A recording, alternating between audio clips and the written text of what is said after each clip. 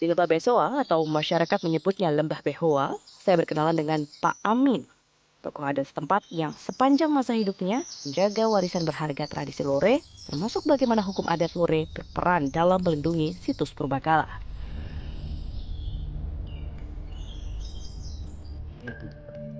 Saya asik berbincang dengan Pak Amin di bawah buho atau lumbung padi milik masyarakat suku Lore.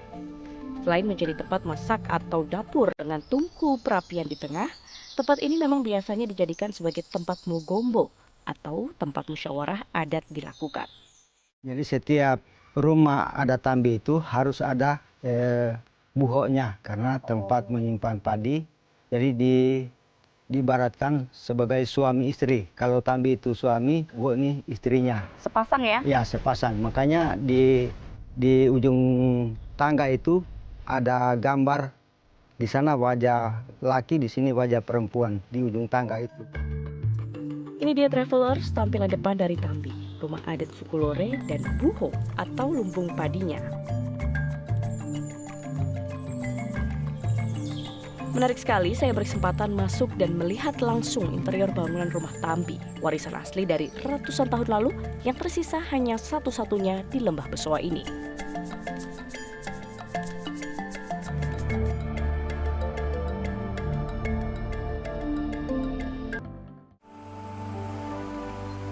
Toraja adalah destinasi impian bagi penggemar wisata alam dan budaya yang bisa dinikmati dalam satu perjalanan sekaligus. Ya, ini adalah perjalanan impian saya. Toraja yang kaya budaya dan kearifan lokalnya membuat setiap wisatawan mendambakan bisa merasakan menginjakan kaki di tanah ini. Tanahnya para raja.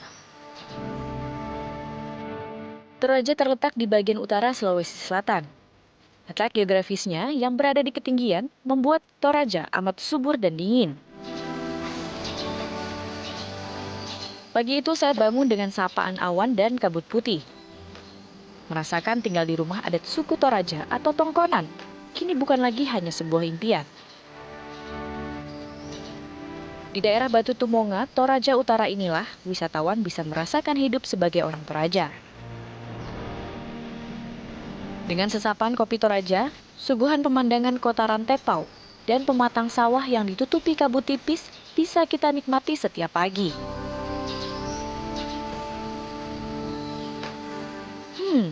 Kedamaian yang dicari kebanyakan wisatawan. Tidak heran, tempat ini tak pernah sepi pengunjung. Jauh dari kesan mistis karena usia Tongkonan yang sudah diturunkan dari nenek moyang, saya justru terkesan dengan hebatnya ilmu teknik bangunan dan seni ukir orang-orang Toraja dulu. Keahlian ini selalu dipertahankan turun-temurun sebagai kebanggaan suku Toraja.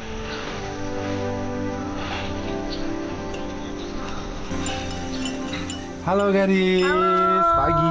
Pagi Kak Alan. Gimana pagi ini?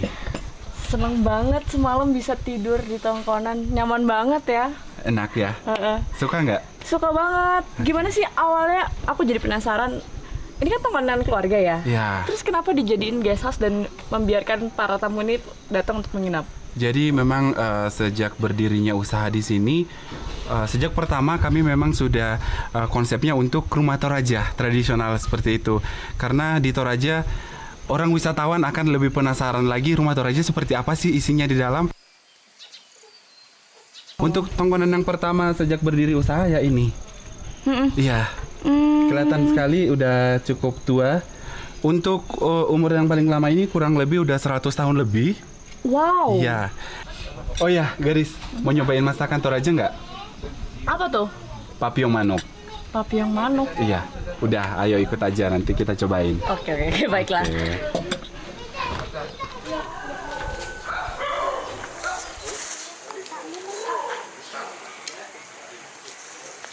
Saya diajak ke rumah Tongkonan Pasang Lambe, kampungnya keluarga Tonapa.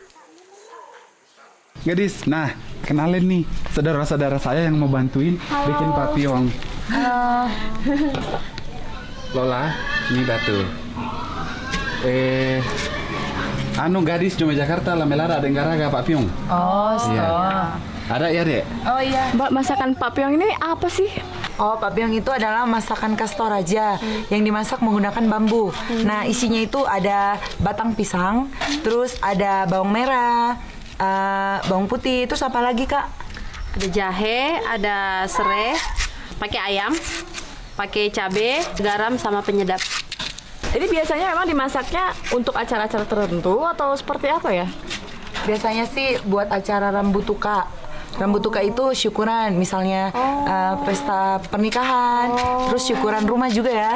Kebetulan nih kita lagi masak-masak buat acara saudara kita mau nikah besok. Oh gitu, wah pas banget ya.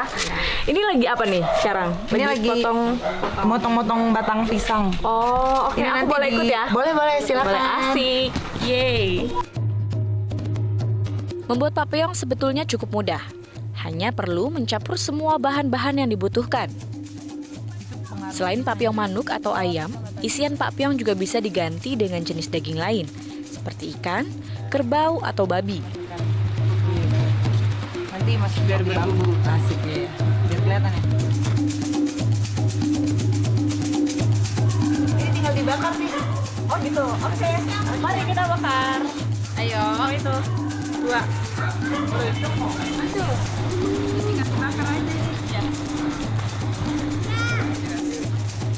Proses membakar bambu inilah yang membutuhkan waktu cukup lama, bisa hingga 1 jam lebih. Nah, proses memasak papyong disebut dengan makpyong. Jangan tertukar ya.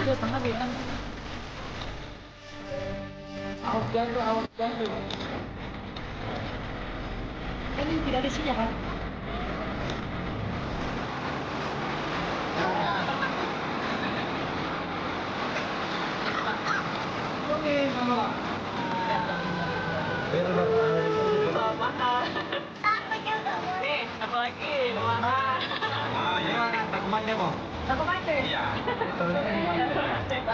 Rasa papyong manuk yang saya santap ternyata amat gurih.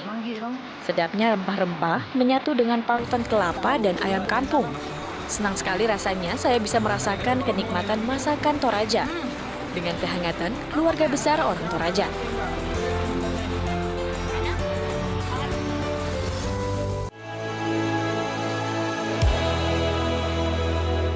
Jelajahi cara baru mendapatkan informasi. Download Metro TV Extend sekarang.